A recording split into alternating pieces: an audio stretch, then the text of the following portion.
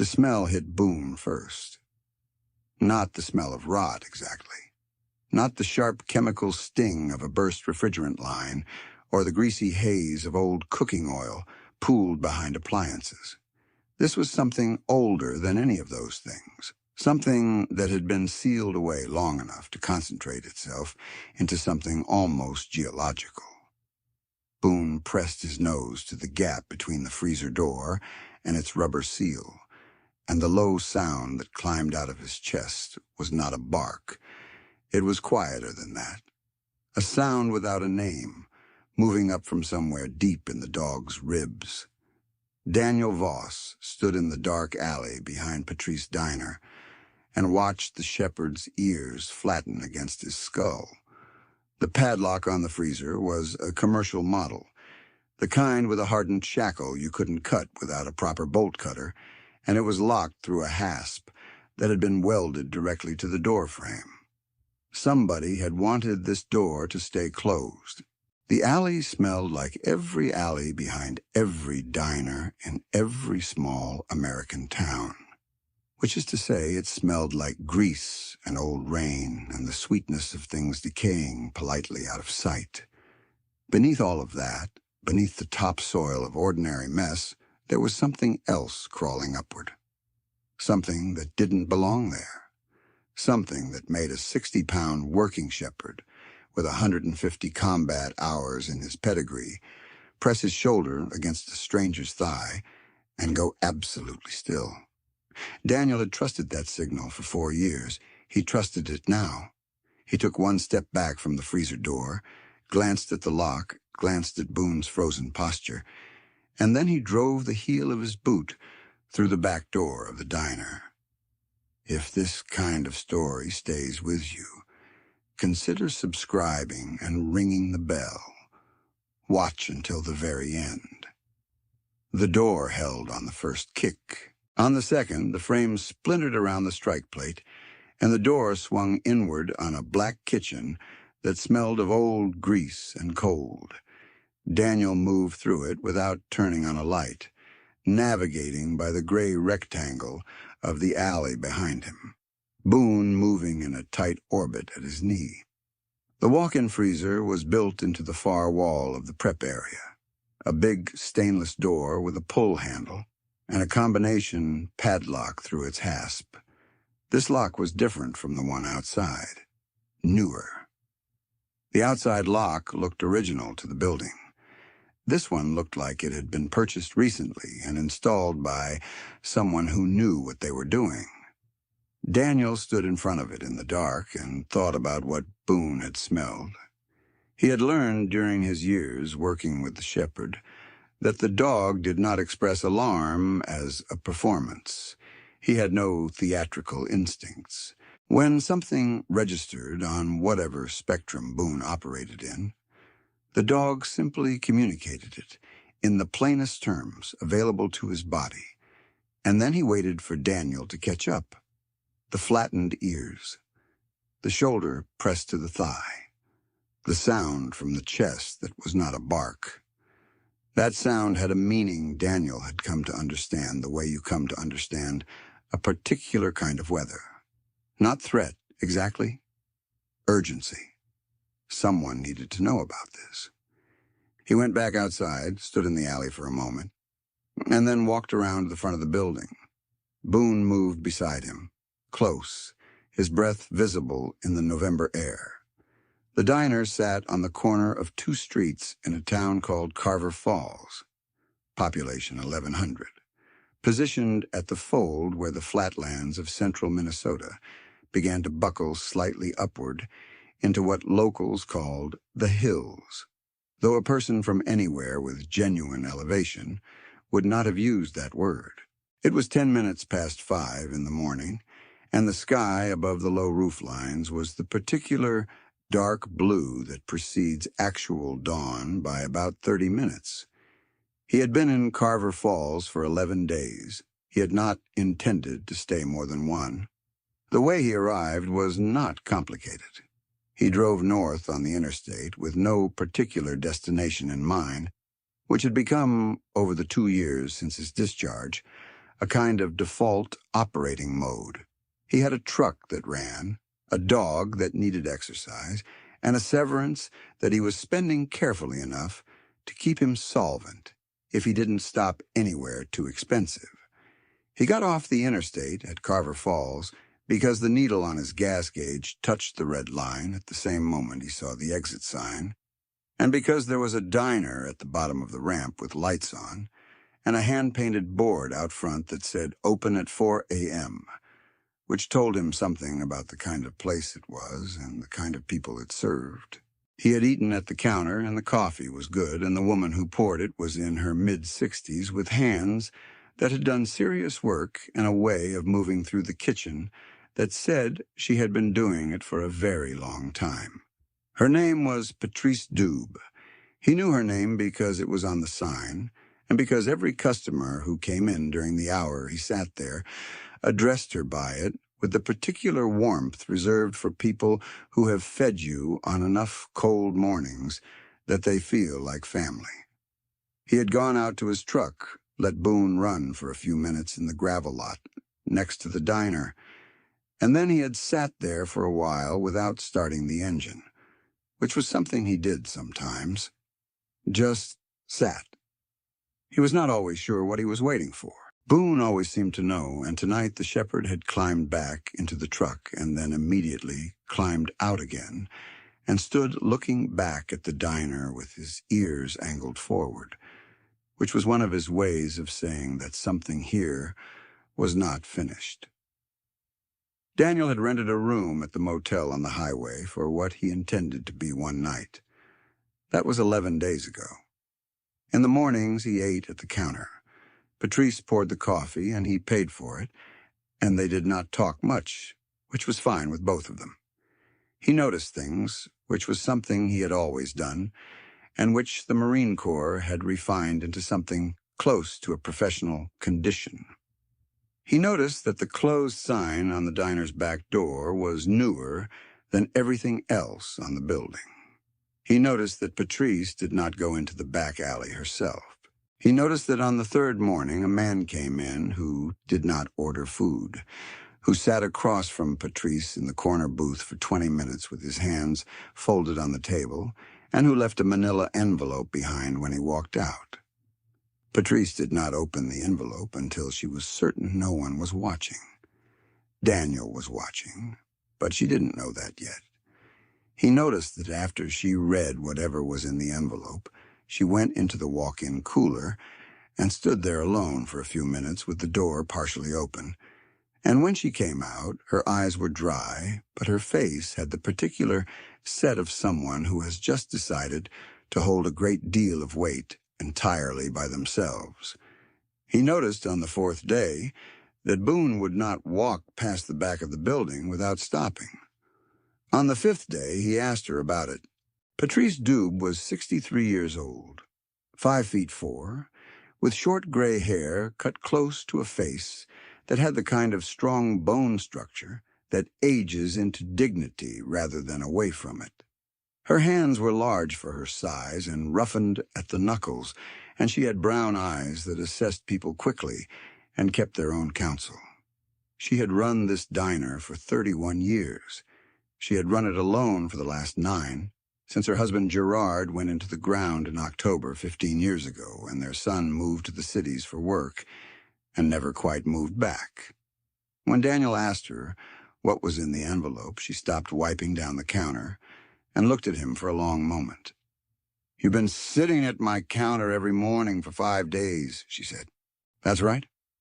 Most people passing through don't make it to day 2. I'm not most people passing through."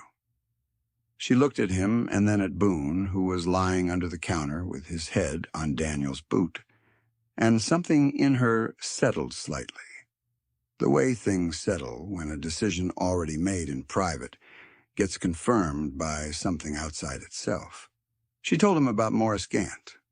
Morris Gant was 48 years old, and he represented a real estate holding company called Meridian Property Solutions, which was the kind of name that sounded like something rather than anything. Meridian had purchased 3 buildings on the block 2 years ago after the mill on the river shut down and took most of the commerce of Carver Falls with it. They had purchased those buildings at prices that Patrice described as low enough that somebody was in trouble when they sold, which was a precise and accurate way of putting it. The diner building was not owned by Patrice. It had been owned by her landlord, a retired farmer named Pete Solveson, who had inherited it from his father and who had sold it 18 months ago to Meridian under circumstances that Patrice called not quite right and which she could not specify beyond that.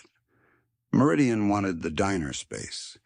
Morris had delivered 3 notices in the past 4 months, each citing a different provision of the lease, each claiming a different technical violation. The most recent notice, which was the document in the envelope, cited unpermitted use of the exterior freezer unit mounted to the back wall of the building, and it specified a lease termination date of 60 days from delivery. "Is the freezer permitted?" Daniel asked. "Gerard built it in 1998, she said. "It's been there for 27 years. There was a permit. I have the county paperwork." "So the notice is wrong." "The notice is designed," she said, and the word she chose was careful and exact. She had talked to a lawyer in the next town who had told her the notice was probably not enforceable, but that fighting it would cost money she didn't have, and time she couldn't spare, and that if Meridian wanted the building badly enough, they would simply generate new notices until one of them was hard enough to argue against that it became easier to leave. Daniel drank his coffee. "What's in the locked freezer?" he said. The question was too direct. He saw it land on her. She put both hands flat on the counter and looked at him the way people look at someone who has said something they weren't supposed to know yet. Boone kept stopping at it, Daniel said. "He's got a nose that doesn't lie." She was quiet for a long time. Then she said, "Pete Solveson died 4 months ago. He didn't have family nearby. His son is in Germany, military. Morris's people came in and took most of what was in the building before anybody thought to question whether they should. There were some things of Pete's that I put in the freezer for safekeeping because it was the only space I controlled that they couldn't get into." She paused. "I didn't want those things to disappear the way everything else did." "What things?" She looked down at her hands. "He kept his records in there. Pete did, after the sale. He said something wasn't right about the price they paid, and he was trying to figure it out. He had ledgers, carbon copies of things, old purchase agreements." She stopped. "He said they didn't pay what they told the county they paid," she said finally, her voice dropping to the register of something she had been carrying alone for too long. "He said the number on the county record wasn't the number on his check." Daniel set his coffee cup down. "You haven't told anyone else this." "Who would I tell?" she said. "The lawyer I talked to said he couldn't take the case without a retainer I don't have. The deputy comes in for coffee every morning, and he's a good man, but he's one man in a county that lost 1/3 of its tax base 18 months ago, and he's got bigger problems than an old woman with a lease dispute." Daniel looked out the front window at the empty street. The sky outside was the pale gray of a morning that hadn't decided yet what it was going to do. "I'm going to need to look at those records," he said. She looked at him for a long time. "You kicked in my back door," she said without expression. "I'll fix it today." "You've been here 11 days." "I know." Something in her face shifted, not dramatically, the way things shift in people who have lived long enough to keep their reactions close. She reached under the counter and produced a small key on a ring with a plastic tag, and she set it on the counter between them. "That opens the padlock on the outside," she said. "The inside one, I don't have the combination. Pete changed it before he died, and I never found it written down. Daniel looked at the key. You knew I was going to go out there. I knew you were going to ask me first, she said. There's a difference. He picked up the key. Boone raised his head from the boot it had been resting on and watched Daniel pocket it, and the dog's tail moved once against the floor, one slow sweep of acknowledgement, before he settled again. The morning took a strange shape after that. Daniel drove to the hardware store when it opened at 7, bought a new strike plate and the screws for it, and spent 40 minutes replacing what he had broken. Patrice watched him from the kitchen window without comment. When he was done, she put a plate of eggs and toast on the counter without him asking, and they ate separately, her in the kitchen and him at the counter, in the way of people who have established a quiet working relationship without anyone declaring it. At 9 o'clock, Boone stood up from under the counter and went to the back door and sat. Daniel followed him. The combination padlock on the inside of the freezer was a 3-digit model that Pete had owned long enough that the paint was worn from the most used numbers. Daniel looked at the wear pattern for a moment. The 7, the 2, and the 9 were all noticeably duller than the rest. He tried every sequence of those 3 numbers. On the 4th try, the shackle came open. Inside, on a wooden pallet raised 2 inches off the floor, was a cardboard box sealed with packing tape. Around the box, packed in carefully, were 8 or 9 jars of preserved things, tomatoes and beans and dark fruit in syrup, the kind of canning that old men do when they have land and time and habit. Patrice had said she put things in here for safekeeping, and she had disguised Pete's cardboard box with the ordinary domestic contents of a freezer chest. A camouflage so simple and so domestic it was nearly perfect. The smell Boone had detected was from the jar of pickled beets in the front left corner. One of the lids had failed at some point, probably in the cold, and the brine had seeped out and pooled and concentrated over months into something that apparently registered at the level of a mild alarm on whatever signal the shepherd ran on. Daniel looked at the beets and then at Boone. "That's what you smelled," he said. Boone sat very precisely and made no comment about it. Daniel lifted the cardboard box out carefully and carried it to the prep table in the kitchen. He cut the tape with his pocket knife and opened it. Inside were 3 black ledgers, the kind with the marbled cardboard covers that businesses used before everything went digital, along with a manila envelope that contained carbon copies of what looked like handwritten agreements, and a smaller envelope, letter-sized, sealed with Scotch tape, and labeled in old man's handwriting with the single word, proof. He did not open the small envelope. He closed the box and taped it shut again and put it back in the freezer, and then he went out front and told Patrice what he had found. She did not say anything for a moment.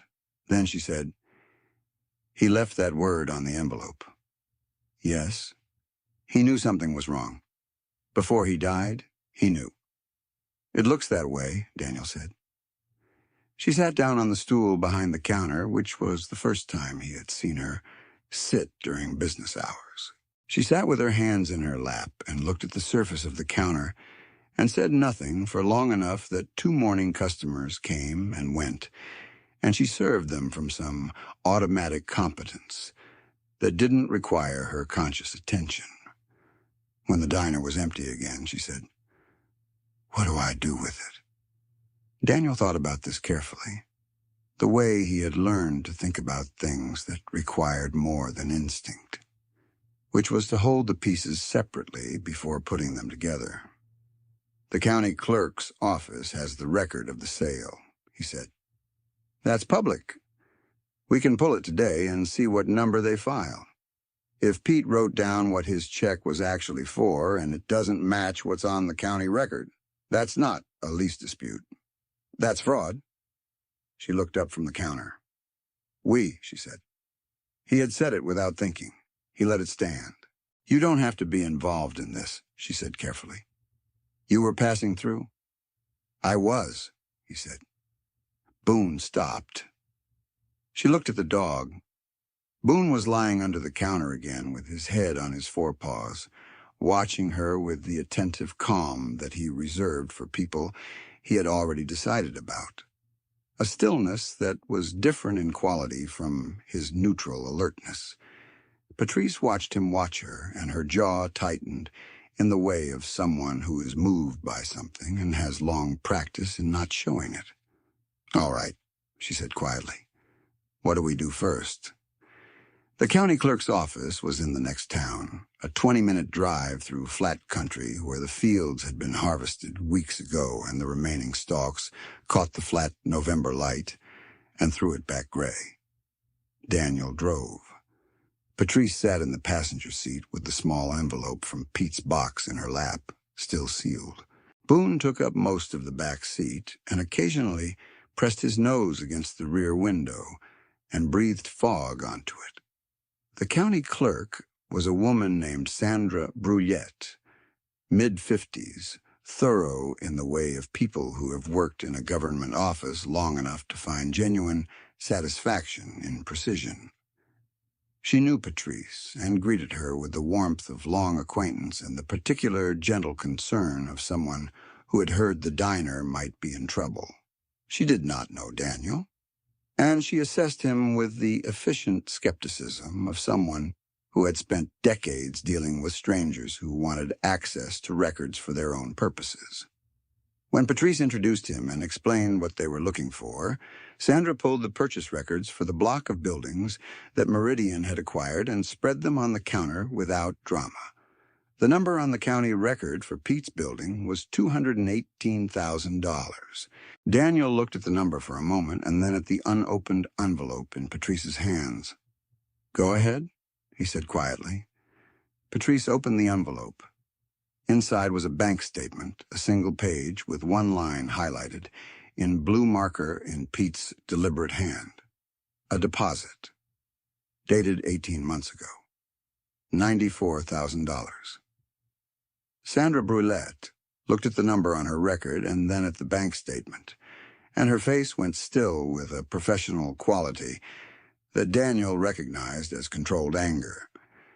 "That's a $124,000 difference," she said. "On a building assessed at $212," Daniel said. "The county recorded a transaction that didn't happen," Sandra said. She was not asking. "That's what it looks like." She stood very straight behind the counter and set both papers down precisely and said, "I'm going to make copies of both of these, and then I'm going to call the county assessor. And then, if you have those ledgers you mentioned, I would like very much to see them." Patrice looked at Daniel. "We can have them here this afternoon," he said. The next person Daniel called was a man named Carl Rydstrom, who he found by asking the deputy, whose name was Miles Ahn, over coffee the following morning. Deputy Ahn was 34, lean and direct, with the particular exhaustion of a law enforcement officer in a depleted county who had been running short-staffed for 2 years. He came into the diner at 7 every morning, and he had noticed over the past 11 days that Daniel was still there, and he had asked about it once in a way that was professional without being unfriendly. Daniel had answered honestly. He was looking into something that might need law enforcement attention before it was over. Ain had looked at him over his coffee and said, "Does this have anything to do with Meridian Property Solutions?" Which told Daniel something. Carl Rydstrom turned out to be a retired investigator from the State Department of Commerce, 70 years old, still sharp, who had moved to the county after his second wife died and spent his time raising chickens and driving a four-wheel drive pickup that was exactly the right vehicle for November roads. He arrived at the diner on a Tuesday at 2 in the afternoon, looked at the ledgers and the documents for an hour without speaking, and then sat back and said, "This isn't a local real estate fraud. The mechanism here is sophisticated enough that Pete stumbled into something much larger than one building sale. He explained it slowly and clearly for Patrice's benefit more than Daniel's, though Daniel found himself grateful for the precision of the explanation. What Meridian appeared to be doing in Carver Falls, and in at least 2 other counties based on what was in the ledgers, was purchasing properties from distressed sellers at dramatically undervalued prices while recording fraudulently inflated sale amounts with county clerks. The difference between the real price and the recorded price went somewhere, and the mechanism for where it went was in the ledgers Pete had kept, with the careful attention of a man who couldn't prove what he suspected, but wanted to make sure the record existed. He was a farm kid, Patrice said quietly. He kept his father's books. He kept everything. It saved everything, Carl said. The matter of what to do with it took another week. Carl contacted a former colleague at the state level. Deputy On made his own calls. Sandra had already been in contact with the county assessor's office, which had flagged the discrepancy and kicked it upward through the state auditor's channel. The original lease termination notice from Meridian, the one citing the unpermitted freezer unit, became a secondary concern relative to what the ledgers contained, though it did not go away entirely. On a Thursday in late November, Morris arrived at the diner at 8 in the morning. He was 48 years old, nearly 6 feet, with the kind of grooming that requires money and attention, and a face trained into an expression of practiced warmth that he deployed the way some men deploy an umbrella, automatically when they sense incoming weather. He wore a charcoal overcoat and leather gloves, and he had the smooth, unhurried movement of someone who has never needed to hurry because things have always, eventually, arranged themselves to his advantage. He sat at the counter and ordered coffee and looked around the diner with the proprietary ease of someone mentally measuring a space they expect to own. Boone, who had been lying under the counter in his usual position, stood up. He did not growl. He stood up and positioned himself between Daniel's stool and the end of the counter nearest to where Morris had sat, and he looked at Gant with the steady, measuring attention of a dog who has already taken a reading and is simply holding the conclusion. Gant looked at the dog. "He friendly?" he said. "Depends," Daniel said.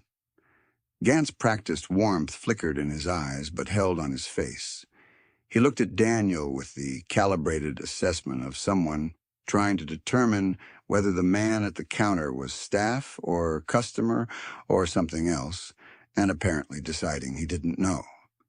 "I'm here to speak with the owner," he said. "She'll be out in a minute," Daniel said. Gant turned his coffee cup in his hands. He looked around the diner again. He looked at the back window and then at the alley beyond it, and then back at his coffee.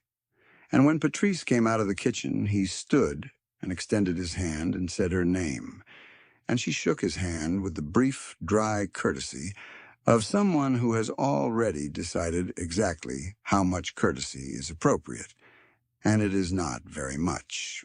"I wanted to follow up in person on the notice," he said, "and to let you know that Meridian is prepared to offer a generous transition arrangement if you'd like to discuss an accelerated timeline." Patrice looked at him. "My attorney is in contact with the county assessor's office," she said, "and with the state auditor.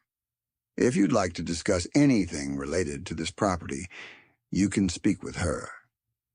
Gant's warmth dropped about 3 degrees, not enough for a casual observer to notice. Enough for Daniel to notice. "The lease notice is a separate matter from any county record," he said carefully. "Maybe," Patrice said, "but I'm going to treat them as related until someone with authority tells me they're not." Gant looked at her for a moment, and then at Daniel, and then at Boone, who was still standing in exactly the same position he had taken at the beginning of this conversation. Something moved through Gant's face, a kind of rapid internal calculation that was visible only because Daniel had been watching people under pressure for a long time and had learned to read the small reveals.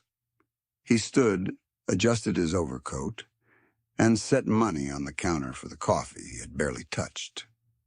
"I'll be in touch," he said. "Through my attorney," Patrice said. He left.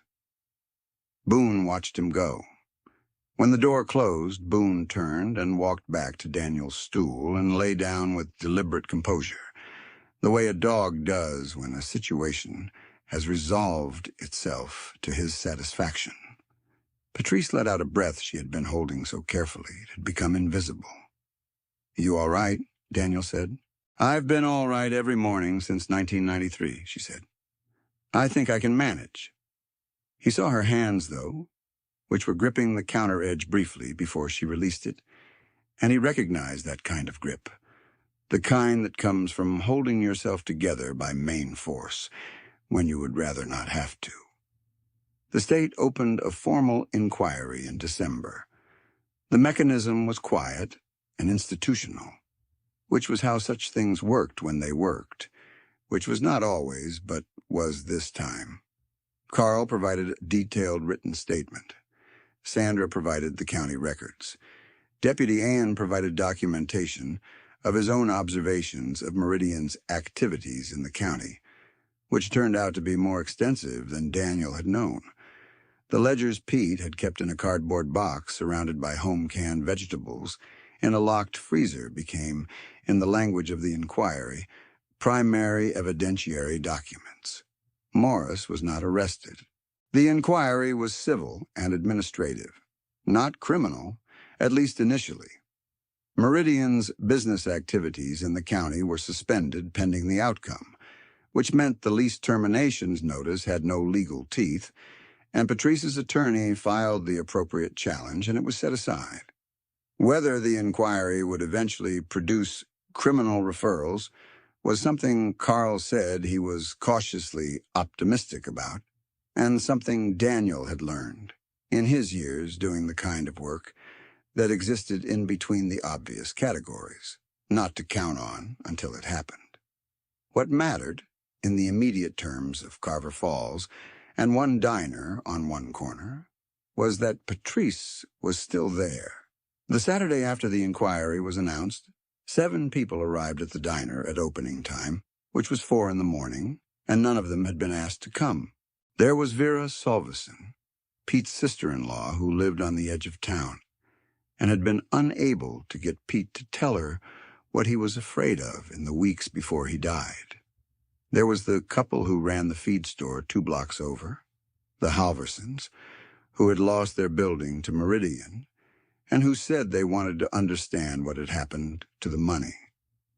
There was an older veteran named Gary Mecklenburg, who had heard through On that Daniel was ex-military and who showed up with a thermos of coffee and the straightforward generosity of a man who has decided someone is worth showing up for and intends to do exactly that.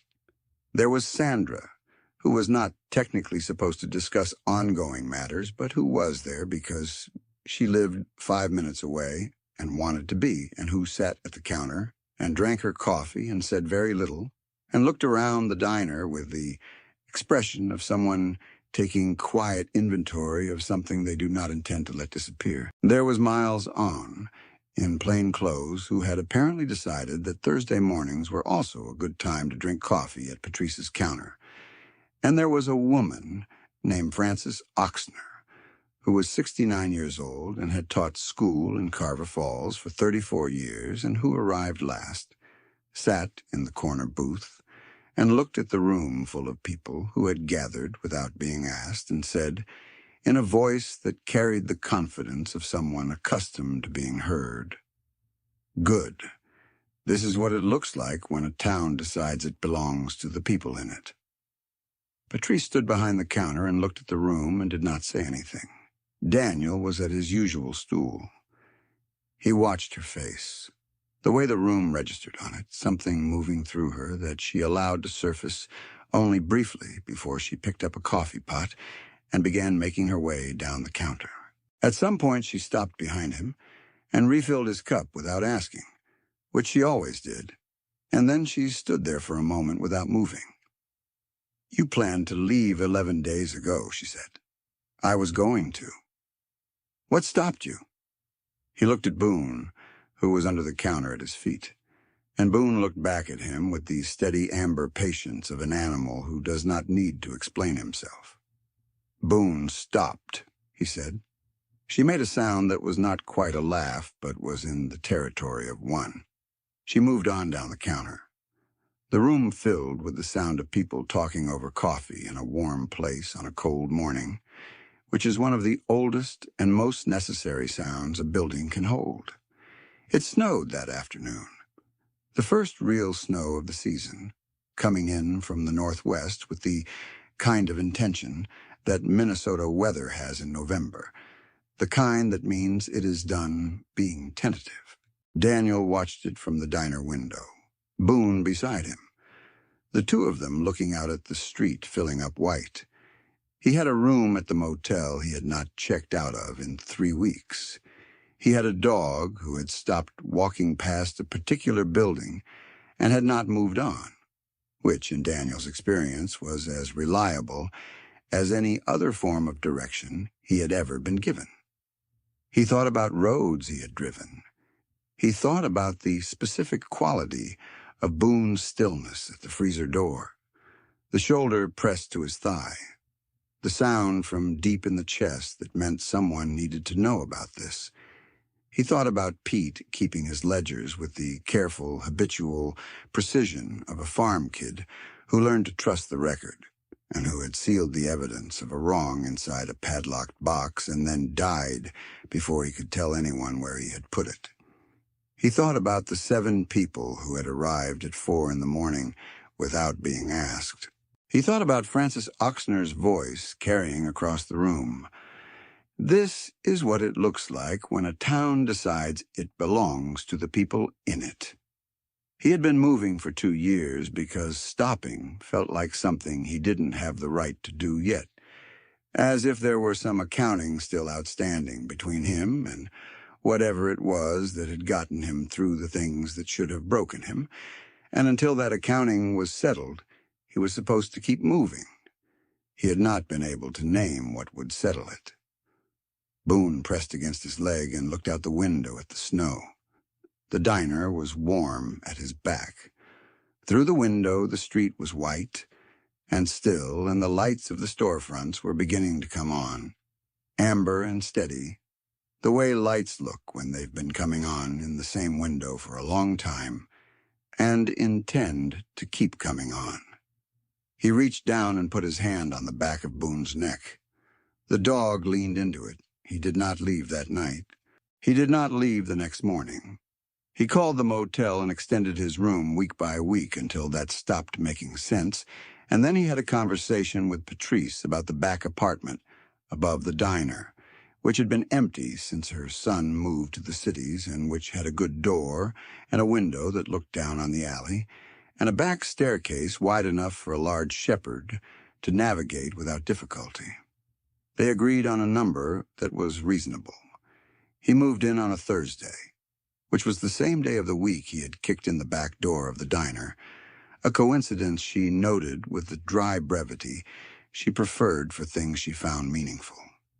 He fixed the walk-in freezer's exterior padlock hasp, which had been a concern since the original installation, and he installed a new lock on the proper order of things. He replaced 3 boards on the back stoop that had been soft since before he arrived. He was good with his hands, in the way of people who learned early that most problems respond to patience and the right tool applied with care. Boone had a bed in the corner of the apartment that looked out the window. In the mornings, the shepherd would sit at that window before Daniel was fully awake and observe the alley below with the serene authority of a working dog who has found his post and intends to hold it. Carver Falls was not a large town, and it was not a wealthy town, and the mill was still empty on the river, and the economic recovery that people spoke about hopefully at county meetings had not arrived in any visible form. Patrice's diner was still there on the corner. Vera Sulveson had found a copy of Pete's will tucked in the back of a ledger that had survived in the freezer, which named a specific disposition of the building that complicated Meridian's claim to it in ways that the county attorney was quietly pleased about. The formal inquiry was slow, the way such things always are, but it was moving. Carl drove his four-wheel drive pickup over once a week on Tuesday afternoons and sat at the counter and drank coffee and gave Patrice updates that were careful and measured and usually contained one piece of progress, which was the right rate of progress for the kind of situation it was. In early January, Daniel was working on the stoop when Deputy Aune pulled up in his cruiser. Aune got out and stood in the cold with his hands in his jacket pockets and looked at the boards Daniel was replacing. Meridian filed a response to the inquiry, he said. Daniel set down his hammer. And they're cooperating. Their attorney sent over records. Carl says it's enough. Aune paused. 3 other counties are now involved. The state's treating it as a pattern. Daniel looked at him. Pete knew, he said. Pete knew, Aune agreed. He kept every piece of paper. The ledgers are what made the pattern visible. Boone came down the back stairs and sat beside Daniel in the cold, and looked at Aune with the straightforward attention he gave to people he had already approved of. Aune looked at the dog for a moment and then at Daniel. You sticking around? He said. Daniel looked up at the window of the apartment, which was lit amber from inside, warm against the gray January sky.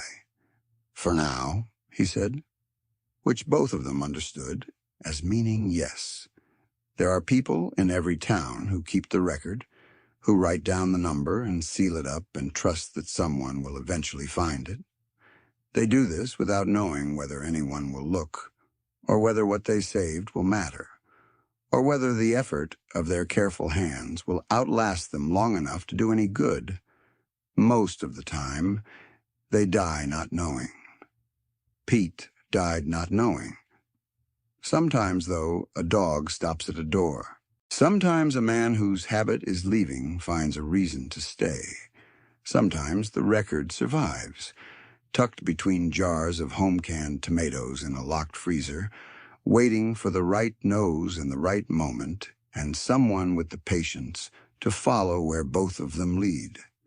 If you have people in your life who show up without being asked, who keep the records and hold the weight quietly, and trust that goodness has a longer memory than corruption, hold them close. They are rarer than you know. May God bless you and keep your people safe. May the cold find you warm somewhere.